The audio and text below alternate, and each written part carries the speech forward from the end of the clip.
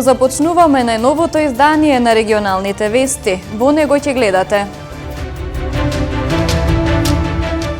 сегашната состојба со ширењето на вирусот во Гостивар е најлоша од почетокот на пандемијата. Градоначалникот смета дека воведување на карантин ќе помогне, но не е за таква одлука заради економските последици.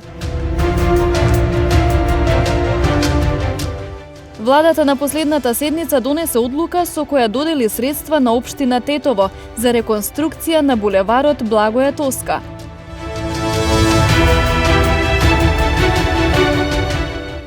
Учат онлайн, а надвор играат заедно. Се поголем број професори против онлайн наставата.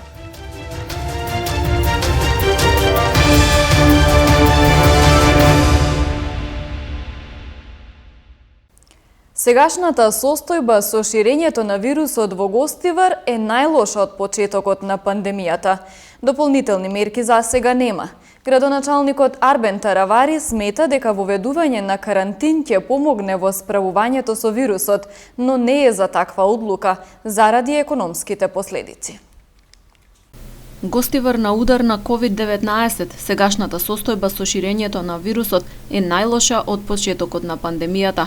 Бројот на активно заразени достигна 860 и секојдневно рапидно расте, па го сместува градот меѓу најпогодените во земјава. Дали е потребен карантин за Гостивар? Градоначалникот Арбен Таравари смета дека воведувањето на карантин ќе помогне во справување со вирусот, но не е за таква одлука заради економските последици. Искрено, ако ме прашувате како доктор, би кажал одма да, нема дилеми. Веќе карантинот покажа добри резултати во Франција, Германија, Англија. Меѓутоа, тие се јаки држави, кои што имаат државни резерви и можат да ги покријат сите тие губитоци што ќе ги имаат економските субјекти. Ние како општина, па и како држава, Македонија, сме држава која што нема некои државни резерви. Велам и за Гостивар, мене се уште имам морална дилема, дали да кажам дека треба карантин, професионално апсолутно треба, нема дилеми. Од друга страна па има економски субјекти кои што живеат од тоа.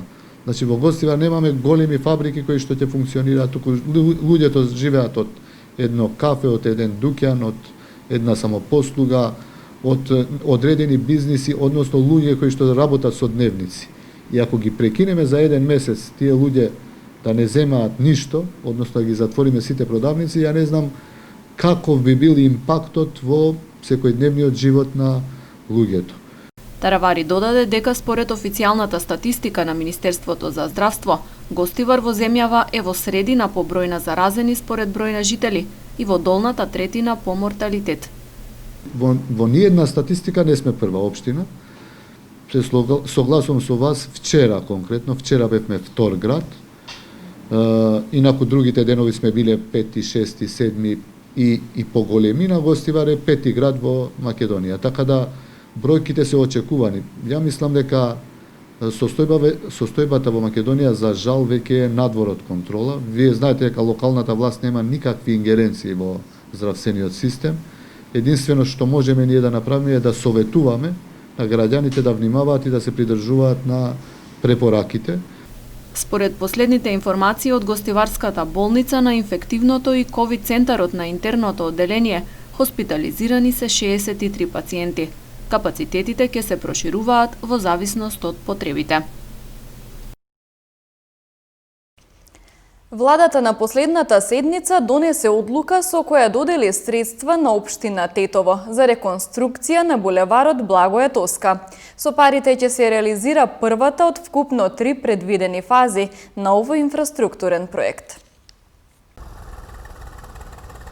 Со владини пари ќе се пробива булеварот Благоја Тоска во Тетово. Со нив ќе се реализира само првата од вкупно 3 фази од овој инфраструктурен зафат, кој ќе придонесе за растоварување на сообраќајниот метеж во градот. Според одлуката на владата на последната седница, средства во износ од 29 милиони 500 илјади денари ќе бидат распределени за реконструкција на булеварот Благоја Тоска во општина Тетово.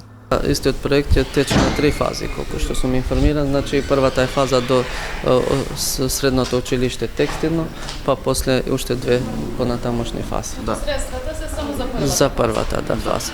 Има неколку прашања тука внатре, пошто се знае дека општина нема доволно средства наеднаш да ги исплаќа истите, на кои им се руши куќата, исто така влија и пандемијата и изборите и така натаму. До наредната година мислим дека и овој долгогодишен проблем на Тетово ќе биде минат. Од опозицијата во Советот на општина Тетово пак велат дека локалната самоуправа е таа која што треба да обезбеди пари за капиталните проекти. Значи, никогаш не сме успеале некако некои проекти од капитална природа да може ние од нашиот буџет да реализираме. Значи, се работи за булеварот Благоја Тоска, кој што требаше од првиот мандат, се зборуваше дека ќе се реализира, не се реализираше, истото се вети дека и на вториот мандат веќе стигнавме на последната година и сега пак со пари од владата нешто треба да се реализира. Жителите на Тетово со години ја чекаат долго најавуваната реконструкција на овој булевар. 15 години се лажи, се прави, ништо не е работено. Не знам, не е да се веруваш. Се растерети ли сообраќајот со пробивање на улицата? Ако се поправи, мора да има и слободно место за паркирање и све. Да очекуваме дека ќе се изгради. И би требало да се изгради, затоа ќе се индустријска да се ослободат. Каков проблем беше тоа што нели оваа улица беше затворена? Па огромен проблем беше, како не. Сообраќајот беше многу тешко се одвиваше на индустријска. Инаку делот од булеварот Благоја Тоска кој треба да подложи на реконструкција, долго време представува нелегален паркинг за возила. Истовремено дел од возачите го користат, меѓутоа истиот има многу дупки и нерамнини, кои по секој дожд се полнат со вода. Советот на општина Тетово денес ја одржа 36-та седница. На дневен ред се најдоа 20 точки. Денеска се одржува 36-та седница на Советот на општина Тетово, каде имаме 20 точки, меѓу нив би издвоил значи одлуката за стратешкиот план од локалниот економски социјален совет, одлука за формирање на детска установа во село Лисец, исто така имаме извештај, финансиски извештај од ЈКП, исто така именување во Русино, значи, што веќе еднаш сме ги поминале и сега пак од сите општини треба да ги поминеме како комплет. Тие се некои од најважните, исто така и точката што претhodно не беше гласано за паркингот за кредитот и сега го ставиме пак на дневен ред. Русино, кога го споменавте, колку членови има во одборите, нели управени за контрола? Да, значи од секоја општина, зависно од тоа како е делено, нели е така гласано. Например, Тетово има 4, некои од општините што се помали имат помал број од членовите. Денеска се отвори Интернационал Фреш Фуд инвестиција за бројлерско производство во селото Гиновци во општина Ранковце.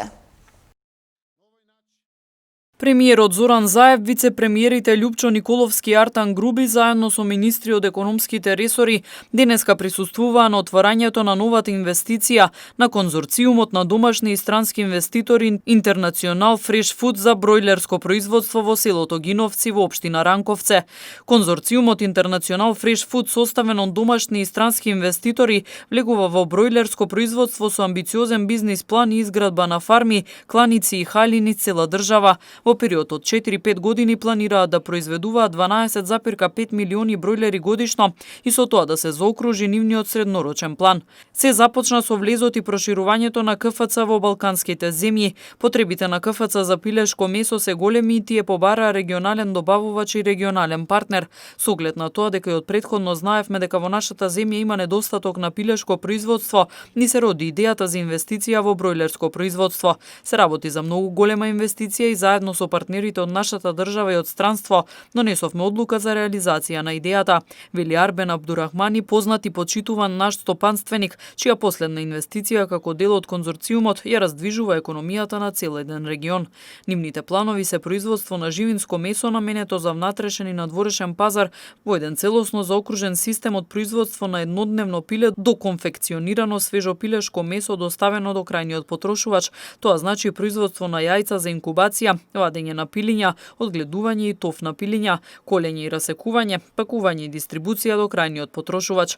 Се работи за производство на 12,5 милиони бројлери годишно. За таа намена во изминатиот период ние обезбедувавме земјиште за изградба на објекти за одгледување на бројлери низ целата држава.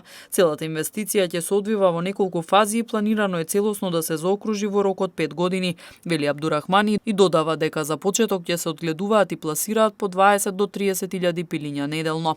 Со оглед на актуелната состојба со коронавирусот и кризата која е неминовна во стопанството, сточарското производство е најсигурен бизнис. Тоа го потврдува и Арбен Абдурахмани, кој долги години е во агросекторот и ги знае предностите на инвестициите во овој сектор. На отворањето премиерот Заев пак ја истакна важноста на оваа голема инвестиција, како за регионот, така и за вкупното домашно производство на пилешко месо. Ги охрабрувам инвеститорите да ги следат трендовите, да ги искористат ресурсите кои ги имаме во земјата, бидејќи имаме потенцијал за развој во повеќе сектори, рече Заев. Учат онлайн, а надвор играат заедно. Се повеќе професори против онлайн наставата. Повеќе од Милина Вучевска. Учат онлайн, а по наставата истите деца играат заедно надвор. Просветните работници се погласни околу недостатоците и абсурдите од онлайн наставата. Колјо Димитриевски е наставник по физичко воспитување веќе 4 децени. Смета дека по примерот на многу други земји можеше и има начини како нормално да продолжеше учебната година. Конкретно за неговиот предмет, невозможно е, вели, да има квалитетна и продуктивна работа преку компјутер. Ја мора да имам надзор конкретен над ученикот што работа и како работа, дали правилно ги изведува вежбите или не. Ако не ги изведува правилно вежбите, ако нема правилно дишење, бадијала му е вежбата. А прво просторно, затворен простор знаемо дека не се одржува физичко, поготово у затворени просторија собе кај што има 10-15 квадрата. Барем од второто полугодие мора да се бара начини за враќање на учениците во училиште, вели Димитриевски. Децата имаат енергија која мора да истрошат. Оти седењето дома пред компјутер ги прави нервозни. Едноставно енергијата што ја имаат они мора да ја потроша негде. Мора да ја потроша. Неко се ствараа нервоза. Се ствараа нервоза дома седејќи пред компјутерот само и колку да се приврзаници нели на тие компјутери и телефони, меѓутоа сака детето активност да има. На негативните, особено здравствени ефекти врз децата од онлайн наставата предупредуваа и лекарите. Во многу европски земји се е затворено, освен училиштата. Кај нас обратно, што е тотално неправилно, заклучува Димитриевски. Министерката за култура Ирена Стефоска на денешната пресконференција изјави дека околу третина од обврските на Министерството за оваа година се пренесуваат за следната, поради ребалансот во месец мај оваа година, кога буџетот за култура е скратен за 30%. Во оваа ковид година, секој денар тежи многу повеќе. Драстичното сосекување на непродуктивното трошење е императив за секој ресор.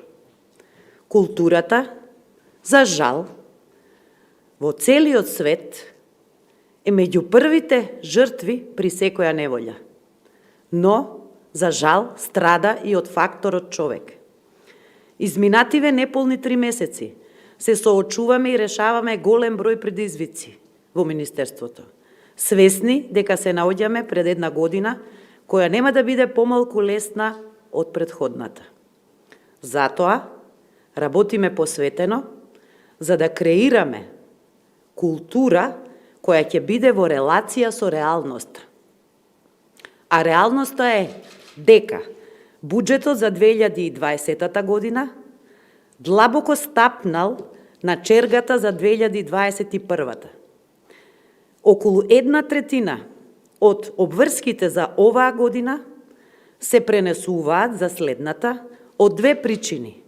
Првата е поради ребалансот во месец мај оваа година, кога буџетот за култура е скратен за 30%, и втората, затоа што во јуни и јули месец оваа година од неразбирливи причини се склучувале анекси на договори за зголемување на сумите во одредени дејности, како и прифаќање на проекти по жалба кои претходно биле одбиени. Значи, наместо после ребалансот, кој што е закон, да дојде до кратење и на средствата во дејностите, се случувал обратен процес. 121 лице е казнето за неносење маска во изминатото деноноќие. СВР Тетово информира и за сообраќајна несреќа кај Новосело 2 и пронајдена артилериска граната во шумата на Тетовско Церово. Во текот на изминатото деноноќие за неносење заштитни маски на вкупно 121 лице, 66 лица од Тетово и 55 од Гостивар, изготвени им се прекршочни платни налози, согласно член 6 од соодветната владина уредба. Во овој период на Тетовско-Гостиварското подрачје, на 97 лица од Тетово и 77 лица од Гостивар, изготвени им се нови решенија за изолација од Државниот санитарен и здравствен инспекторат, а контроли им биле извршени 1031 лице во Тетово и 854 лица од Гостивар со вакви решенија и при тоа не било констатирано непочитување на истите. На локалниот пат Новосело 2 Боговиње, вчера околу 8 часот и 30 минути, патничко возило со тетовски регистарски ознаки управувано од 39 годишно лице од Новосело 2 изгубило контрола и излетало од коловозот. Сопатниците во возилото, 40 годишничка и малолетник, се здобиле со тешки, а возачот со телесни повреди. Тројцата биле пренесени во Тетовската клиничка болница за укажување на лекарска помош. На местото на несреќата увид извршила екипа од секторот за внатрешни работи Тетово. Вчера во 14 часот и 15 минути, 52 годишникот Тетовско Церово во СВР Тетово пријавил дека во шумата на селото пронашол артилериска граната 105 мм. Направата е безбедно подигната. Ноќеска во 58-та година од животот ненадејно почина протоиерей Ставрофор Боге Богоевски, архиерејски наместник на Гостиварското архиерејско наместништво. Богоевски повеќе од 3 децении служеше во Гостивар, а меѓу граѓаните останува запаметен како човек посветен на религијата и православието. Тажна вест за Гостивар и православните верници. Ноќеска во 58-та година од животот ненадејно почина протоиерей Ставрофор Боге Богоевски, архиерејски наместник на Гостиварското архиерејско наместништво. Човек посветен на религијата, црковниот живот, негувањето на православните традиции и обичаи. Почитуван и ценет од граѓаните, пријателите и своите соработници. Секогаш во служба на верниците и на црквата. Архиерејскиот наместник протоиерей Ставрофор Боге Богоевски повеќе од 3 децении служеше во архиерејското наместништво во Гостивар на Тетовско-Гостиварската епархија Македонска православна црква. Неговите посмртни останки попладнево беа погребани на градските гробишта во Гостивар.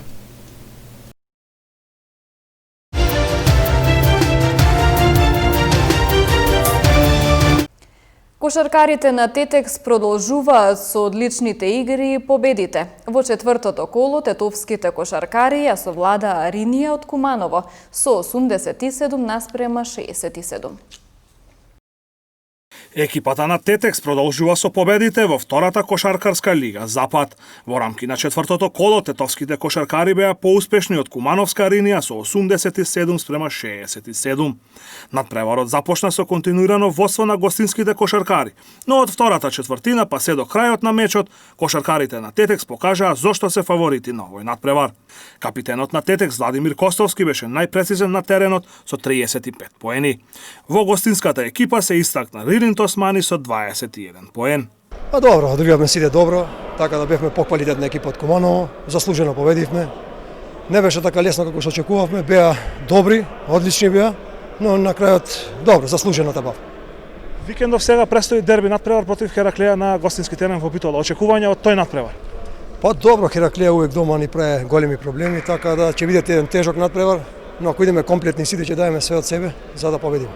Играта беше коректна, значи цело време беше така, игравме константно, што и сами рековте, во првата четвртина водевме, во втората се менуваше водството, во третата и така да во четвртата четвртина веќе паднавме, пошто немав играчи немам играчи за промена. Значи имам мал број на играчи, знаете, децата многу е млада екипа, 17-18 години деца се, имам 20 така постари играчи, овие други се помали деца и тоа падна психички, значи и тоа доведе до пораз. Екипата на Тетекс во досегашниот тек од првенството има максимален ефект од 3 победи на 3 надпревари.